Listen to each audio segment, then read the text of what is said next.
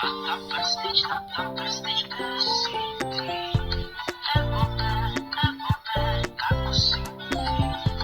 Mamo, kad si srećan, lupi tata dlano, kad si srećan, lupi tata dlano, crvenkama. Nikada davno u selu živela je jedna devojčica. Uvek je nosila jaknu sa crvenom kapunom, zlatokosa i 3 medveda. Nikada davno devojčica zvana Zlatokosa otišla je u šetnju šumu. Tu je naišla na lepa 3 praseta.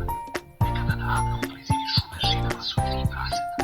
Celog leta su se igrali napolju sve dok nije stigla jesen.